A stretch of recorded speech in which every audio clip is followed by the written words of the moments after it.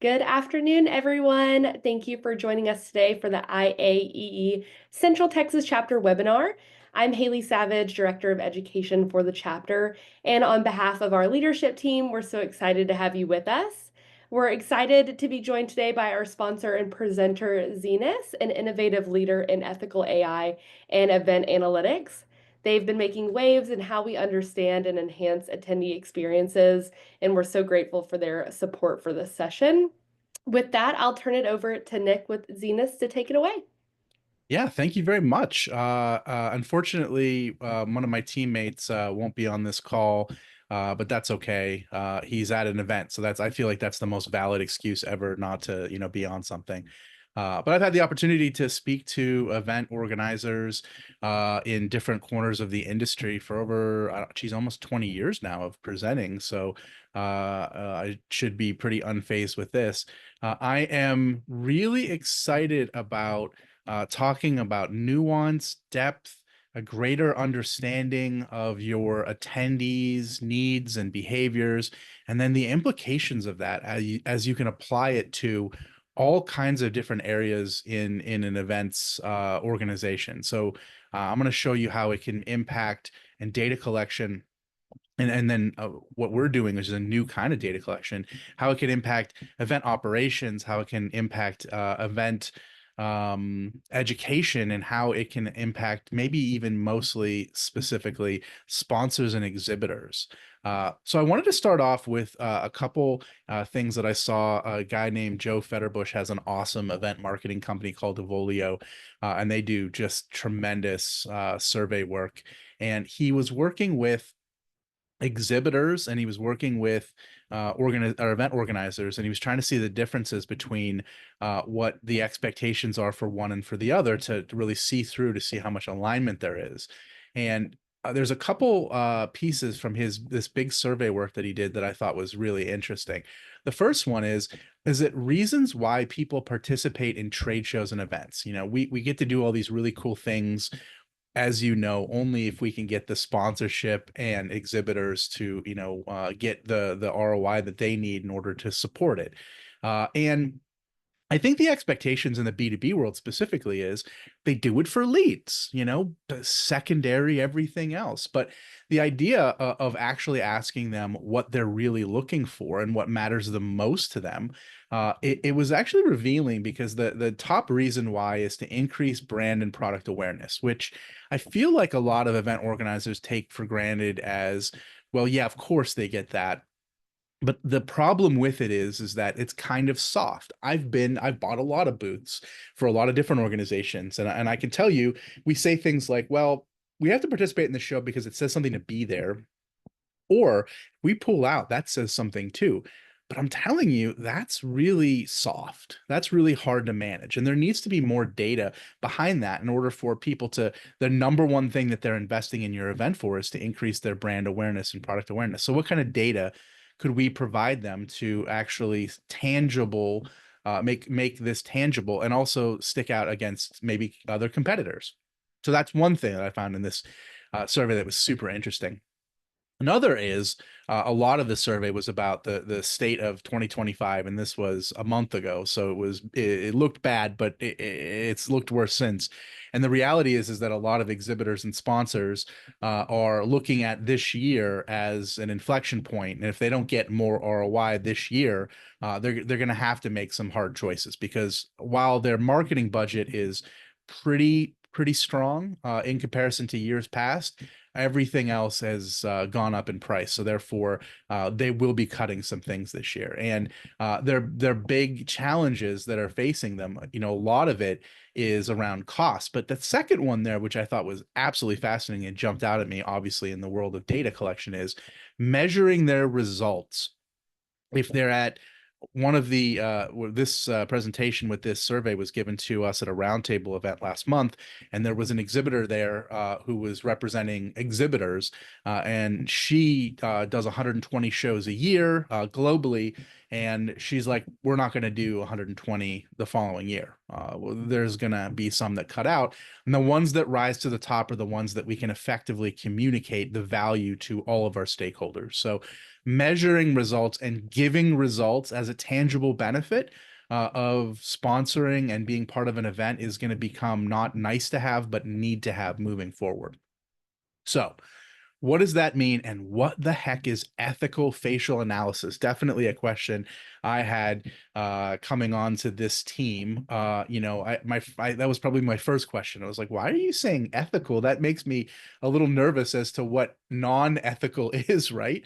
And the reality is that a lot of times I'll talk about, what this kind of technology does, and we use it at events like in the event industry, IMEX, Expo, and many others.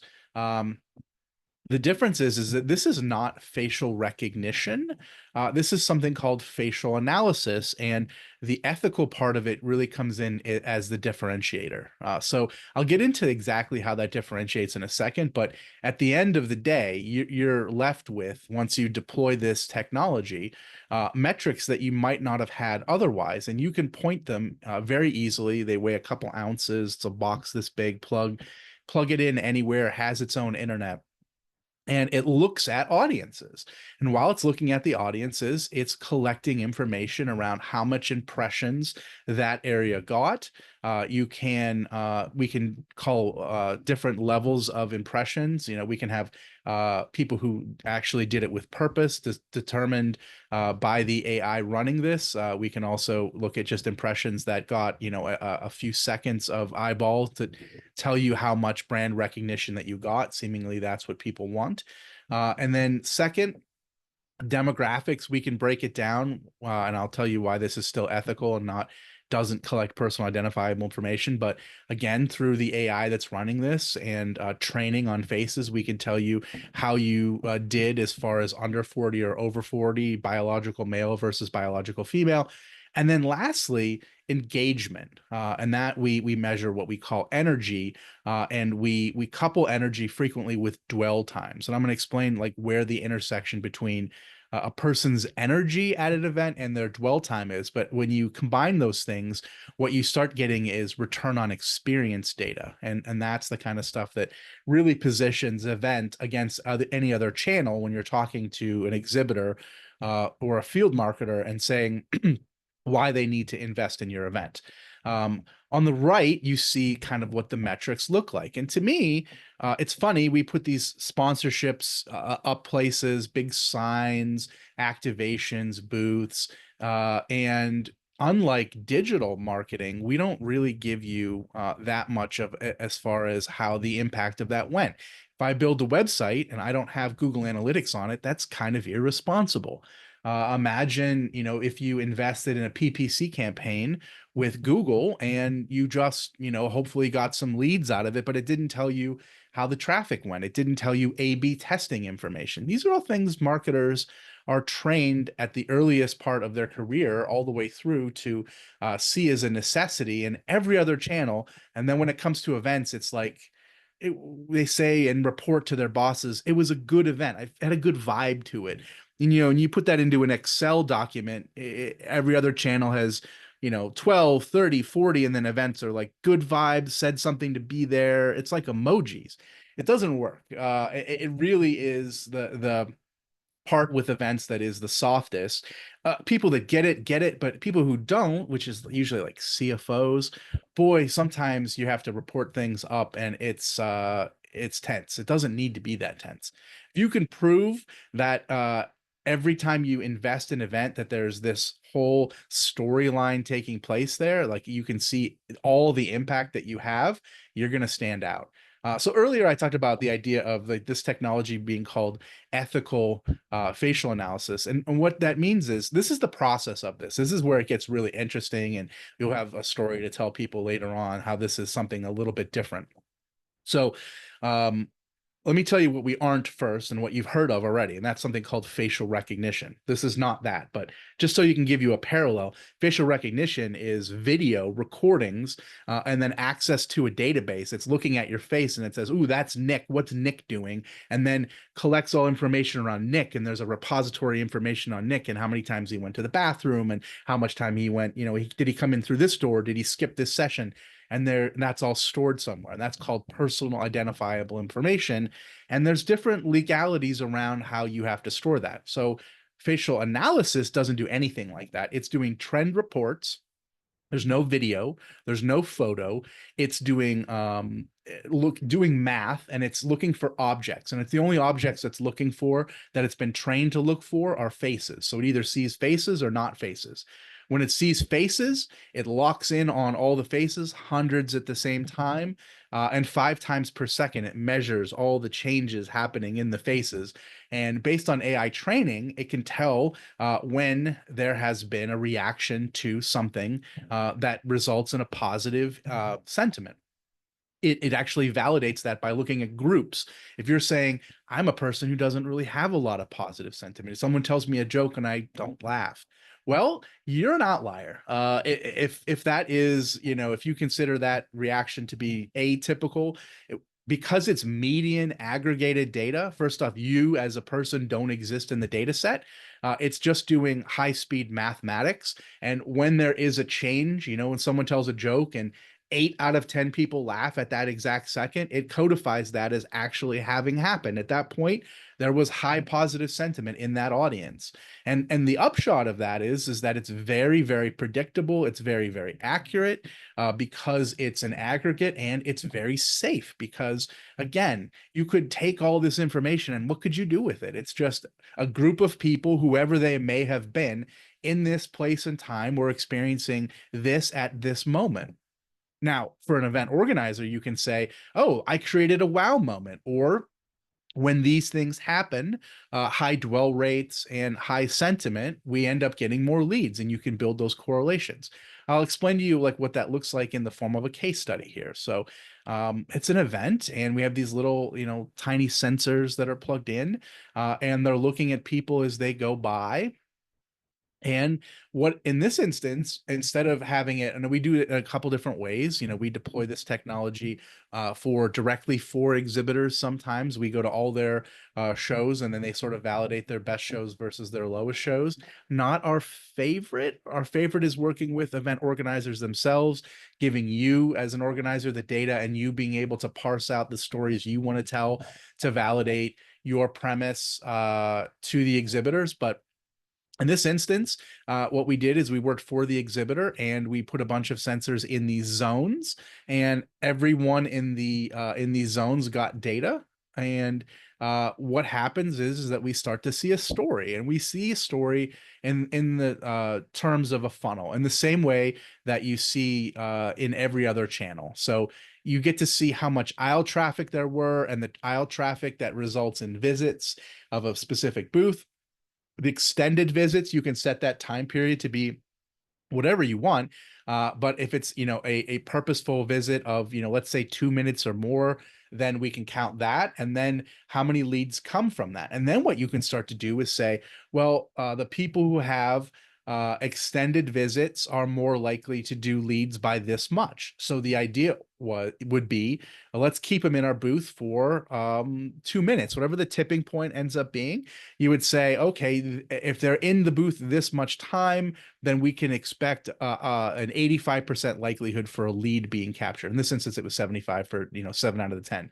So that allows you to give information to those who are in their booth, to tell them a strategy that works, that results in things that they care about. So here's an example of looking at a space and looking at it in the terms of traffic. And what's interesting is as an organizer, you would get these kinds of reports, and it would tell you how the flow of your booths are going. And that is very, very valuable when it comes to operations against the things that matter the most to your sponsors and your exhibitors. And that is, I mean, I'm an exhibitor frequently. I'm basically looking for two things. And a nice balance of both is my ideal. I want quality and I want quantity, and I prefer quality over quantity, but so few quality isn't great either. So it's that balance between the two. You get to see those things as far as the conversations are. What you don't really get normally without this kind of data collection is an idea of how this impacts individuals who are exhibiting at your event. You just get the overall show. Felt busy, that's not the best. Then you look at engagement, the next level of the funnel, and you can see that where these high dwell rates are, that's where things are going, like ideally. Like those are people that are spending time there with purpose. It's funny on the macro side, we've done so many of these deployments. I mean, a lot of companies that we've worked with, I mean, IMAX is a good example, for 3 years now. We see patterns that emerge. And one of the patterns that emerge that may be counterintuitive and is interesting for people in sales is day one has higher impressions. Everyone recognizes that even without, formal data collection.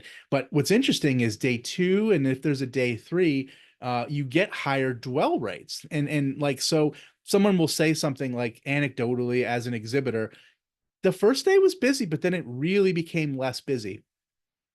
So what this would tell you based on the high sentiment and the high dwell rates are, well, yes, that is true, but the people who were there on day two and day three in the booths were there with high purpose, high intent. And those are the people that you're most likely to convert with. So if you were thinking, boy, maybe I should pull some people on day two and have less people in the booth, or have my C-suite not be around, or they can go off and do other things because it's not so busy. Busy is only worth so much. It's really the high quality that you want. You might actually do the reverse and have different types of staff on different days, but these are the nuances you don't see until you start collecting this level of information.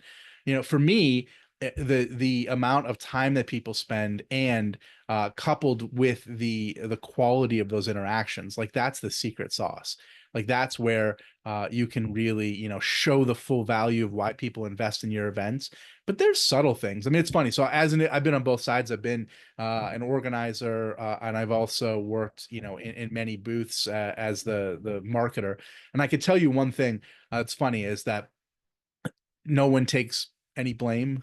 Like especially the exhibitor, I guess. Like they pay for what they think is going to be a slam dunk, that they don't have to do anything, they just show up and they get results. But as an organizer, you're selling them an opportunity. And the reality is that they'll say something to the effect of like, well, my booth, it was slow, it wasn't busy. And this kind of data allows you to have a third party have objectively, passively data collected to say, no, in fact, you had this much on average, and this was happening, and that kind of quells that.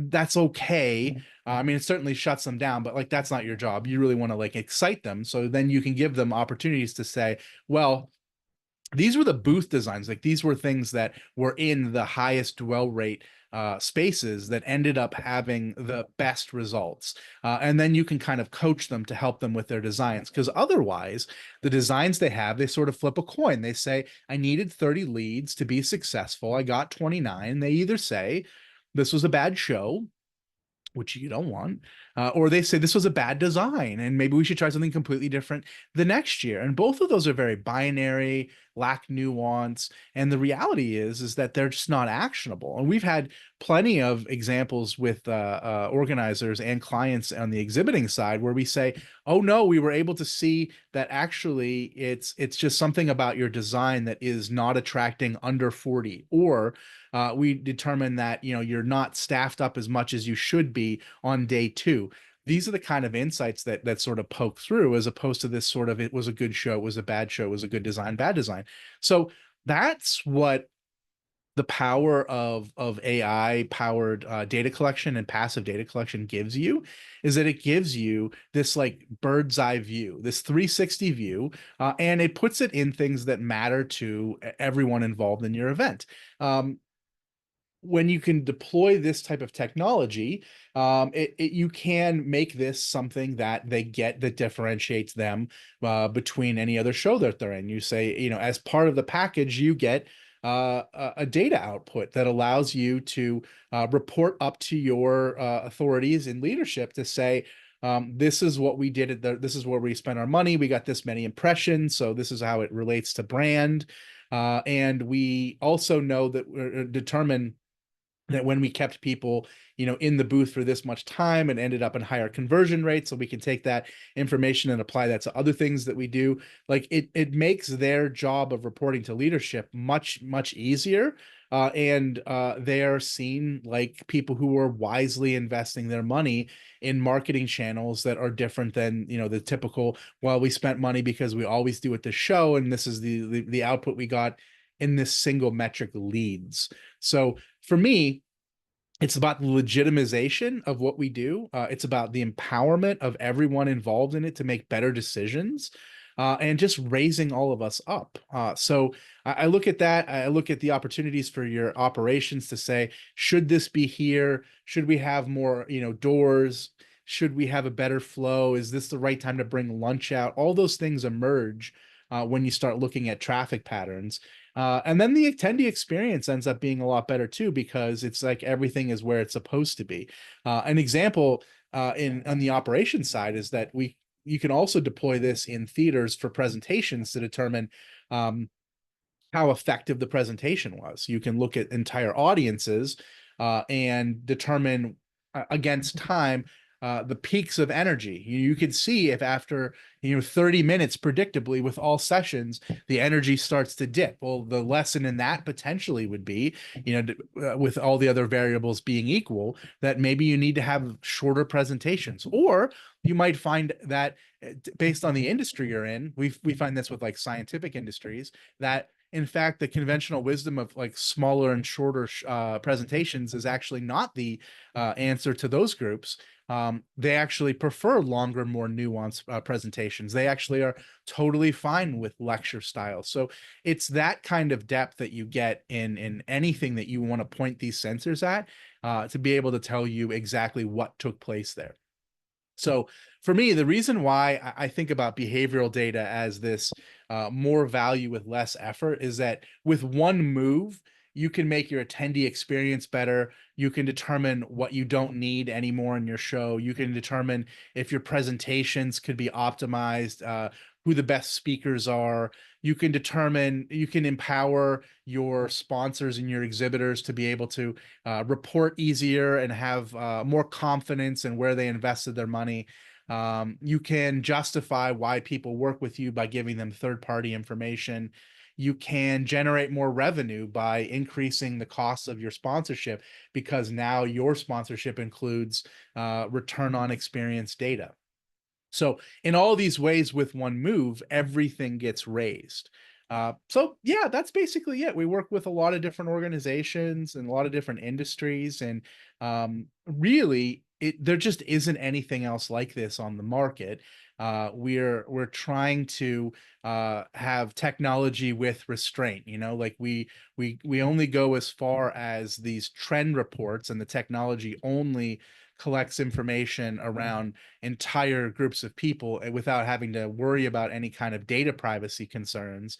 So what's exciting to us is that there's all this actionable information without crossing any lines or having any kind of worries, which in certain industries and certain regions of the world are mandatory. In other places, it's just a best practice that honestly, I would start putting data collection under your thoughts around duty of care when you consider an organizer's role. But ultimately, data is going to separate us from the guessers, and it's going to be able to make everything that people put into events be more predictable. I mean, what we don't have in events frequently is sort of iteratively better events by design. What you get is really good guts trying not to fail. And I don't want that. I mean, if I buy an ad online, I know that the first version of that is the worst version, because I learned from it, and I optimize what is working and I cut what is not. And that's the kind of level of understanding that takes place in a very uncomplicated world of online advertising. And now in the complicated, messier world of live events, where you're measuring things like people's emotions, you actually have something that can help you cut through all the noise and see exactly what you're looking to do. So that's really it. I hope that everyone is kind of thinking maybe about their events differently and thinking about how they can add increased data points in what they do. And really, that's what separates us from, I don't know. I think if you're not collecting data, you're still planning a party. If you are collecting data and you're making decisions based on objective reality and maximizing ROI, then you're a true intentional experience designer. So that's the goal. Make everybody else more empowered. Is there a question part or anything like that, or everyone just chomping down on their lunch? Which I'll be on to next. Yes. If anybody has any questions, please put them in the chat below so we can answer those before we are up for our webinar. I'm also easy to get a hold of at any time too. So Yeah, no, absolutely. Where can you drop in the chat your contact information? So if anybody absolutely. has questions afterwards. I will indeed. Thank you. But I want to thank you all so much for joining us today. A huge thank you to you, Nick, and Zenas for sharing such valuable insights. We appreciate your expertise and continued support for our chapter. Before everyone goes, I want to encourage everyone to check out the IAEE Central Texas chapter website. In April, we have a few volunteer events in each of our major cities, as well as a fun pickleball social in June in San Antonio. So hope to see everyone there and have a great rest of your day and week. Thank you. Thanks. Bye, guys. Thank y'all. Bye.